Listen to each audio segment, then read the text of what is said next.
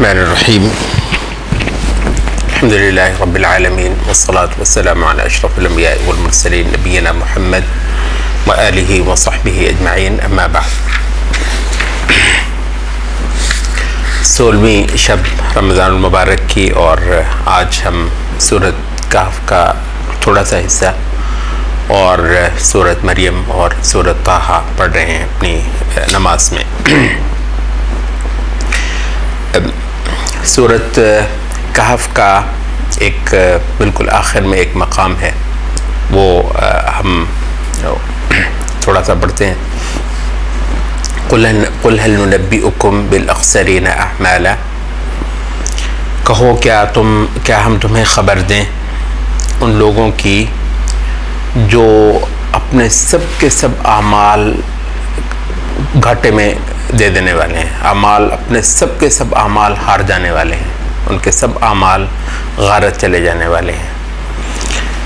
کون ہیں وہ لوگ؟ الذین ضل سعیہم فی الحیات الدنیا، وہ لوگ کہ جن کی ساری سعی ضائع چلی گئی، گمراہ چلی گئی، بے سمت بے سود چلی گئی دنیا کی زندگی میں۔ وَهُمْ يَحْسَبُونَ، اس حال میں کہ وہ سمجھتے رہے، أَنَّهُمْ يُحْسِنُونَ صُنْعًا، کہ بڑا ہی کمال کا کام کر رہے ہیں وہ۔ أُولَئِكَ الَّذِينَ كَفَرُوا بِرَبِّهِمْ، یہ وہ لوگ ہیں کہ جو کفر کرتے رہے تھے اپنے پروردگار کی آیات کے ساتھ، وَلِقَائِهِ، اور اس کی ملاقات کے ساتھ، اس کے ملاقات کے دن کے ساتھ۔ فَحَبِطَتْ أَعْمَالُهُمْ، تو ان کے سب اعمال برباد چلے گئے۔ فَلَا نُقِيمُ لَهُمْ، تو نہیں قائم کریں گے ہم ان کے لیے یوم القیامت، قیامت کے روز، وزناً، کوئی میزان، کوئی ترازو بھی ان کے لیے نصب نہیں کیا جائے گا۔ ذَلِكَ جَزَيْنَاهُمْ ذَلِكَ جَزَاؤُهُمْ جَهَنَّمْ، یہ ہے ان کی جزا دوزخ، بما كفروا، ان کے کفر کے سبب، واتخذوا آیاتی ورسلی ہزوا، اور اس لیے کہ انہوں نے میری آیتوں کو اور میرے رسولوں کو سنجیدہ نہیں لیا تھا۔ ان الذین آمنوا وعملوا الصالحات، یقیناً وہ لوگ جنہوں نے ایمان لے کر آئے اور جنہوں نے صالح اعمال کیا، اللہ کو پسند آنے والے اعمال کرتے رہے، کانت لہم جنات الفردوس نزلا، تو فردوس کے جو باغات ہیں، فردوس کی جنتیں، انہی کی میزبانی ہوں گی، انہی کی ضیافت ہے۔ خالدین فیہا، ہمیشہ رہیں گے اس کے اندر، لا یبغون عنہا حولا، اور اس سے یہ کبھی بھی نکلنا یا جگہ بدلنا ان کی کبھی خواہش نہیں ہوگی۔ یہ ایک مضمون قرآن مجید کے بنیادی مضامین میں سے ہے۔ ہماری کوشش یہ ہوتی ہے کہ اس وقت اس کی طرف توجہ لی جائے اپنے مسلمانوں کی، اور وہ ہے کہ نیکی سمجھ کر جو لوگ اعمال کرتے ہیں اور اس پر اللہ کی عبادت اور رسول کی شریعت کی سٹیمپ نہیں ہوتی،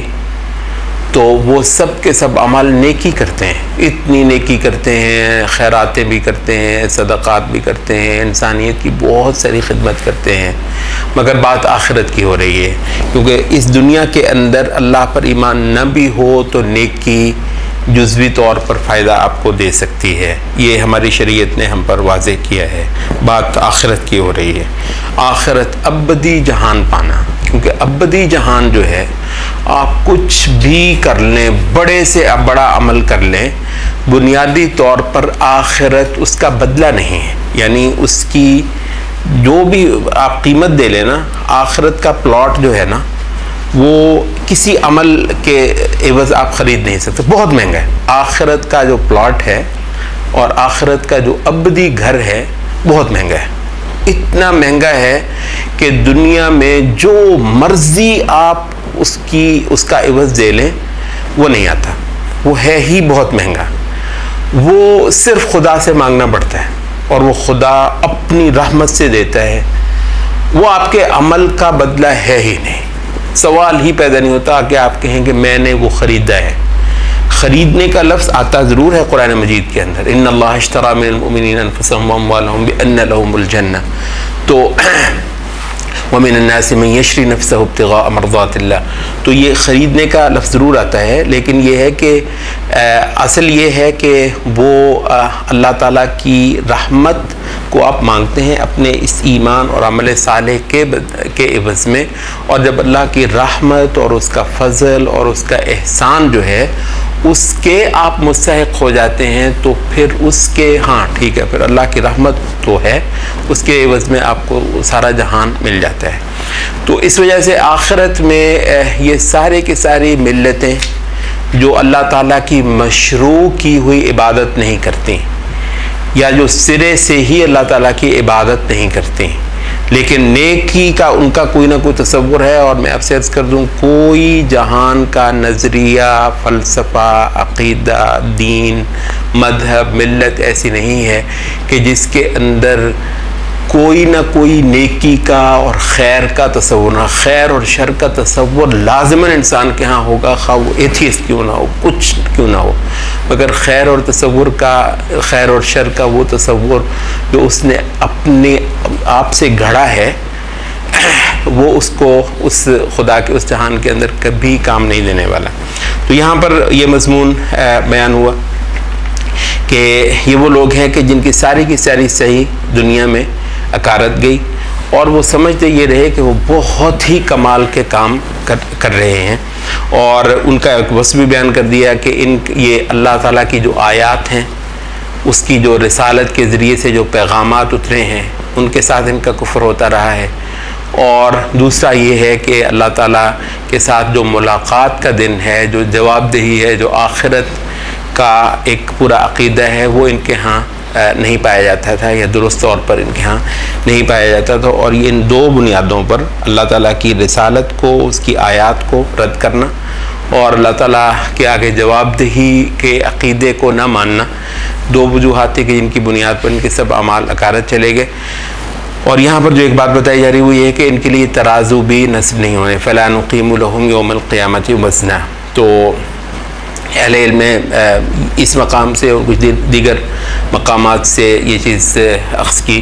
کہ یہ جو ترازو لگنے کا مسئلہ ہے,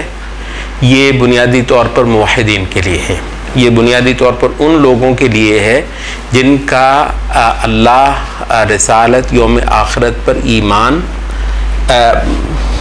ہے, ٹھیک ہے. اب اس پہ کے بعد پتہ نہیں ان کے ہاں کیسے کہتے ہیں, تو ترازو میں نیک اعمال بھی رکھے جائیں گے اور برے اعمال بھی رکھے جائیں گے, اور جس کے برے اعمال کا پلڑا جھک گیا اس کا انجام برا ہے, اللہ تعالیٰ بچائے اس سے, اور جس کے نیک اعمال کا پلڑا جھک گیا, جس خوش قسمت کا, اس کا انجام جو ہے وہ اچھا ہے. البتہ جس بندے کا ایمان اللہ پر, آخرت پر, رسالت پر ہی نہیں تھا, اس کے سب اعمال اکارت ہیں, تو اس کے نیک اعمال ہیں ہی نہیں. اگر کوئی اعمال تھے تو وہ کسی حساب کھاتے میں آتے نہیں. اس کے بعد جو جنت کیسے ممکن ہے کہ جب اس بنیاد پر کچھ لوگ دوزخ میں گئے, تو جن لوگوں نے وہ بنیاد اختیار کر لی تھی اللہ کو ماننے کی اور اس کی رسالتوں کو, شریعتوں کو, اس کے احکام کو ماننے کا جو ان کا فرض تھا وہ پورا کر لی تھی, کیسے ممکن ہے کہ اس کے بعد وہ اللہ تعالیٰ کی رحمت سے محروم رہ جائیں؟ تو اللہ تعالیٰ نے فرمایا کہ ان کے لیے جنت جو ہے, جنت الفردوس, جنت کا سب سے مرکزی اور سب سے اونچا جو طبقہ ہے اس کو فردوس کہا جاتا ہے. نبی صلی اللہ علیہ وسلم نے ایک حدیث میں کہا بھی کہ اللہ سے مانگو تو جنت الفردوس ہی مانگو. تو ان کی ضیافت اس جنت الفردوس میں ہے, ہمیشہ اس میں رہیں گے, اور کبھی ان کا دل نہیں چاہے گا کہ وہاں سے نکل کر کہیں اور جائیں. یہ جو ہے لا یبغون عنہا حولا, کبھی لاکھوں کروڑوں سال کے بعد بھی وہ اتنی ہی خوبصورت ہے اور اتنی ہی مزیدار ہے کہ آپ کبھی, آپ کا جی نہیں چاہے کہ آپ یہاں سے کہیں اور جائیں. اسی حوالے سے امام ابن قیم نے کتاب لکھی حاد الارواح. یہ حادی ہے جو حلوے والی ہوتی ہے, اس کے ساتھ ہے جو ہادی ہدایت والی وہ نہیں، ہادی یہ حدی کہتے ہیں جو عرب رات کو سفر کرتے تھے نا اونٹوں پہ، تو کوئی ایک بندہ جو ہے نا وہ کوئی اشعار گاتا تھا اور کوئی ڈھنگ ہوتا تھا ان کو کہ اس انداز سے کوئی ایسے سر چھیڑتا تھا کہ جس سے اونٹ تیز چلتے تھے، تو اس کو حدی کہتے تھے، اردو میں ہم حدی خانی کہہ دیتے ہیں۔ تو یہ حدی کرنے والے کو حادی کہتے ہیں، حاد الارواح، روحوں کا حدی خان، روحوں کو جنت کی طرف بلانے والا، یہ کتاب کا عنوان ہے ان کے، روحوں کو جنت کی طرف بلانا۔ تو اس کے اندر بہت پیاری کتاب ہے۔ تو اس میں وہ جب وہاں پہ پہنچتے ہیں نا کہ جب اہل جنت کے لیے دروازے کھولے جاتے ہیں اور آپ اندر چلے جاتے ہیں، تو کہتے ہیں کہ یعنی انسان جب جنت میں جا کر دائیں بائیں آگے پیچھے دیکھے، یعنی ناقابل یقین ہے، وہ اس قدر حیرت ہے۔ تو ابن قیم کہتے ہیں، بعض آثار کچھ اس پہ اس طرح کے لے کے آتے ہیں، کہتے ہیں کہ وہ جو اس کی ایکسائٹمنٹ ہے نا، کیونکہ کہتے ہیں کہ دنیا میں آپ کو کچھ بھی مل جائے، ایکسائٹمنٹ کی ایک عمر ہوتی ہے، آپ کو تو ایکسائٹمنٹ کی ایک لائف ہوتی ہے، وہ آپ کو اتنا کو مشکل امتحان تھا، یکدم نتیجہ نکلا اور آپ کو کہا آپ فرسٹ ہیں، ہو سکتا ہے آپ کو مطلب غشی بھی پڑ جائے، آپ کو کچھ بھی ہو سکتا ہے، اتنی خوشی ہے، لیکن یہ ہے کہ وہ 2 منٹ 3 منٹ کے بعد نیچے آتی، تو بہرحال اس کی ایک لائف ہوتی ہے۔ تو ابن قیم کچھ آثار لے کر آتے ہیں اس پہ، کہتے ہیں کہ وہ جو جنت میں جا کر آپ دائیں بائیں ادھر ادھر نعمتیں دیکھیں گے، جو آپ کی جو ایکسائٹمنٹ ہے اس کو وہیں پر ہی روک دیا جائے گا، وہ کبھی نیچے نہیں آئے گی، یعنی آپ مسلسل اسی خوشی میں ہیں، اور آپ کو تصور آپ کر سکتے ہیں کہ جنت میں جا کر کیا ایکسائٹمنٹ۔ تو یہ لا یبغون عنہا حولا، تو وہ کبھی جو ہے ایسا نہیں ہو سکتا کہ آپ چلیں جی بڑی ہی مزیدار جگہ ہے تو آپ اس سے بور ہو گئے، تو ضیافت ہی ضیافت ہے وہاں پر۔ حتیٰ کہ اہل علم نے کہا کہ جنت کے اندر جو ہے وہ نیند نہیں، نیند کیونکہ موت کی بہن ہے، تو موت نہیں ہے تو موت کی بہن بھی نہیں ہے، تو نیند بھی نہیں ہے، تو نیند آپ کی تقریباً آدھی عمر یہاں پر لے جاتی ہے، تو اس میں ظاہر ہے آپ کچھ نہیں کرتے، تو وہاں پر آپ کو اتنا کچھ ہے مزے کا کہ آپ مطلب ہے نیند بھی مطلب ہے کہ آپ کو وہاں پر اس وجہ سے نہیں ہے کہ آپ کی جو دلچسپیاں ہیں، آپ کے جو مزے ہیں وہ اس قدر زیادہ ہیں کہ آپ ان کو تنوع اس قدر ہے کہ ایک چیز ختم نہیں ہوتی دوسری شروع ہوتی ہے، دوسری ختم نہیں ہوتی تیسری شروع ہوتی ہے، چوتھی۔ واقعتاً یہ اللہ سے مانگنے کا گھر ہے، اور یہ جو ہے رمضان میں خاص طور پر بعض اہل علم نے کہا کہ عبادت کو اگر آپ نے ٹیسٹ کرنا ہے اپنی کو، تو اس کے کچھ لازماً کچھ تاثیر ہوتی ہے، عبادت کی کچھ لازماً تاثیر ہوتی ہے۔ کہتے ہیں ان میں سے ایک بہت نوٹ کرنے کی چیز یہ ہوتی ہے کہ جنت کے لیے خاص ہی ایک آپ کو ایک تڑپ آپ کو لگے کہ بس جنت میں گیا کہ گیا، مطلب ان نمازوں سے، ان ذکر سے، اس دعا سے، اس خاص یہ جو اجتہاد کرتے ہیں عبادت میں محنت آپ کرتے ہیں، تو اس سے جنت کی بہت ہی قربت آپ کو محسوس ہونا۔ تو کہتے ہیں کہ عبادت کی جو تاثیر ہے یا اثرات ہیں ان میں سے ایک یہ ہے، اور آدمی محسوس کر لیتا ہے کہ جنت کا بہت زیادہ اس کو ایک دنیا کے اندر بھی ایک قربت محسوس ہونے لگی ہے۔ یہ اس کے بعد ہم سورۃ مریم پڑھ رہے ہیں۔ سورۃ مریم کا ایک مقام ہم لیں گے یہاں سے، یہ عیسیٰ علیہ السلام کی ولادت کا جو ذکر ہوتا ہے، اس کے بعد ایک تنبیہ ہے بہت شدید شرک کرنے والوں کو، اور یہ جو ہے یوم الحسرہ، اللہ تعالیٰ یہاں پر یوم حسرت سے خبردار کرتا ہے۔ اس کا نام ہی دوزخ، قیامت کے جو بہت سارے نام قرآن مجید میں رکھے ہیں ان میں سے ایک جو ہے وہ یوم حسرت ہے۔ حسرت آپ جانتے ہیں کیا ہوتی ہے؟ حسرت مطلب ایک چیز ہاتھ سے نکل گئی، یہ ہے حسرت۔ یعنی ہو تو بہت کچھ سکتا تھا یار. میں اگر ایسے, آپ نے دیکھا وہ جو مطلب بڑا ہی آسان سوال تھا لیکن آپ کو سمجھ نہیں آیا تھا, اور وہ امتحان کا وقت ختم ہوا اور باہر ہر بندہ کر رہا ہے, سب سے آسان تھا اور آپ کا وہی سوال غلط ہوا تھا.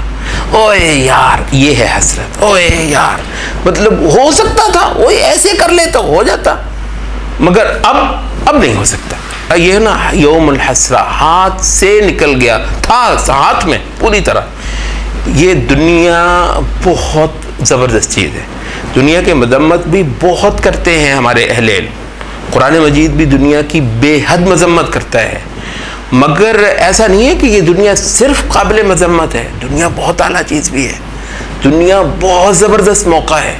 اس کے اندر آپ وہ سارا کچھ لے سکتے ہیں جس پر آخرت میں آپ ٹھاٹھ کر سکیں, اور اس حسرت سے بچ سکتے ہیں جو کہ ہمیشہ ہمیشہ کے لیے آپ کو ڈستی رہے گی. دوزخ کے اندر بھی آپ جو ہے وہ جی اگر کہیں یوں کر لیتا, بس ایک بات تھی, ایک کلمہ ہے تو ویسے ایک کلمہ ہی سچائی کے ساتھ ادا کر دینا. آپ کو کیا پتا اس سے اگلے لمحے آپ کو اللہ تعالیٰ بلا لے, آپ چلے جائیں. ایک ہی کلمہ ہے جو آپ نے ادا کرنا تھا, لیکن یہ کہ نہیں کیا سے نہیں کیا, اور اگر کر دیا تو ماشاءاللہ کیا زبردست بات ہے. یہ جو شرک ہے نا,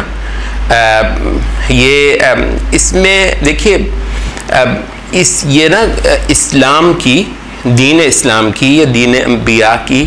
ایک داخلی شہادت ہے. ہر شخص اس کو محسوس کر سکتا ہے, داخلی شہادت ہے. خدا کا ایسا زبردست تصور کہیں ملتا ہی نہیں سوائے انبیاء کے ہیں, اور پھر انبیاء کی تعلیمات جو ہیں, کسی نبی کی تعلیمات جو ہیں وہ ٹھیک طرح محفوظ ہیں, کسی کی تھوڑی, کسی کی کم. پوری طرح محفوظ تعلیمات محمد صلی اللہ علیہ وسلم کی ہیں. اس میں ایک ایسا اعلیٰ تصور اس کائنات کے مالک کا. میں آپ سے عرض کر دوں, یہ کوئی کتاب صرف ایک آیت الکرسی لا کر دکھا, کوئی کسی مذہب کی کتاب صرف خدا کے وصف پر آیت الکرسی جیسی چیز ہی لا کر دکھا دے, نہیں دکھا سکتی. قل هو اللہ احد, کتنی آیتوں کی صورت ہے؟ 4 آیتیں. تو یہ 4 آیتوں کی ایک صورت لا کر دکھا دے خدا کے ایسے وصف پر, جو یہ دین انبیاء کی ایک داخلی شہادت ہے, اور وہ بولتی ہے. اور اس کے لیے بہت مسئلہ نہیں ہے کہ آپ نے کوئی اتنا زیادہ تحقیق کرنی تھی, کیونکہ موٹی موٹی چیز جو ہے نا وہ فطرت کے اندر رکھی ہوئی ہے. اس وجہ سے کہتے ہیں کہ یہ پچھلی صدی میں یا پچھلی سے پچھلی صدی میں, کہتے ہیں کہ یہ 19ویں صدی میں, 20ویں صدی میں وہ کوئی سروے ہوا کہ جاپانی جو ہیں وہ امریکہ کی یونیورسٹیوں میں پڑھنے گئے,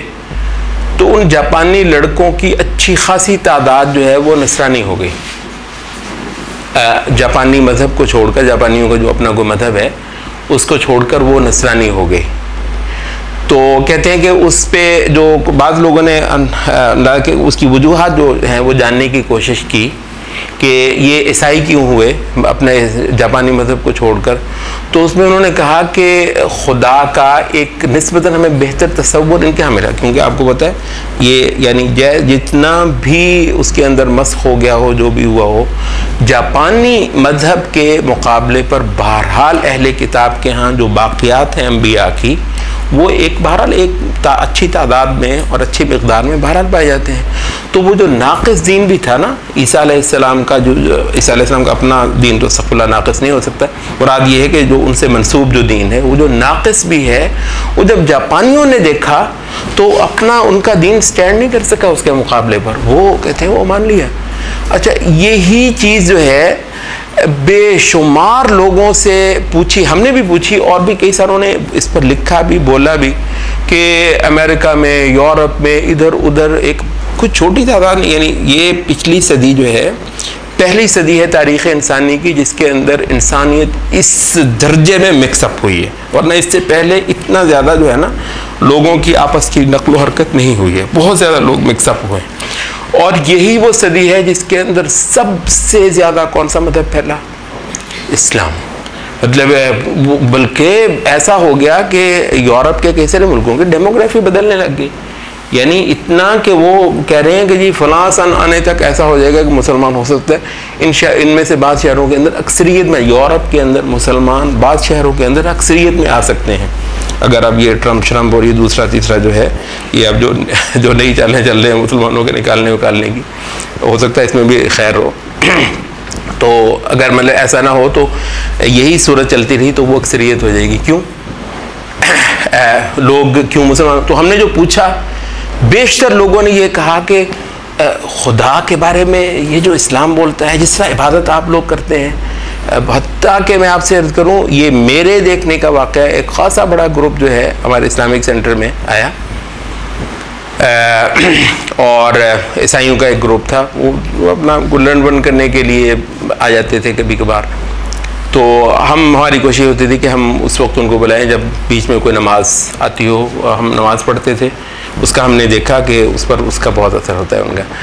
تو ان میں سے ایک پادری تھا، جب نماز پڑھنے کے بعد ہم ان سے دوبارہ ملے تو کہنے لگا بھائی یہ جو تم نے سجدہ کیا ہے نا تم لوگوں نے، مجھے اس نے ہلا کے رکھ دیا. صرف ہمارا یہ سجدہ خدا کو، کون سجدہ کرتا ہے آپ کو پتہ ہے؟ یہ جو کرسیوں میں بیٹھ کے، چرچ میں آپ جائیے کبھی، چرچ کی سروس آپ نے دیکھی ہو، وہ ساری ان کی عبادت کرسیوں میں بیٹھ کے ہو جاتی ہے. تو یہ جو رکوع کرنا، یہ سجدے کرنا، یہ ماشاءاللہ یہ اللہ نے ہمیں دی. تو بھائی ہم نے کہا کہ یہ جو دین ہے، یہ جو توحید ہے، یہ خدا کی جو تعظیم ہے، یہ جو خدا کی بڑائی ہے، تو اس کے لیے لمبے چوڑے کوئی فکری علمی دلائل وہ اپنی جگہ پہ، لیکن جو اس کی جو داخلی شہادت ہے جو فطرت کے اندر سے بولتی ہے وہ ایسی زبردست ہے. تو شرک ہر حال میں رد ہے. تو اس وجہ سے اہل کتاب کو، جنہوں نے نسل در نسل جو ہے عیسیٰ کو خدا کا بیٹا کہہ کے شرک کیا، اور اس کے علاوہ جتنی ملتیں آپ دیکھتے ہیں کسی نہ کسی کو خدا کا شریک بناتی ہیں، تو ان کو ایک بہت بڑی تنبیہ جو ہے وہ یہاں پر ہو رہی ہے. فویل للذین کفروا من مشہد یوم عظیم، آیت نمبر 37 سورۃ مریم کی، کہ بہت ہی بڑی ہلاکت ہے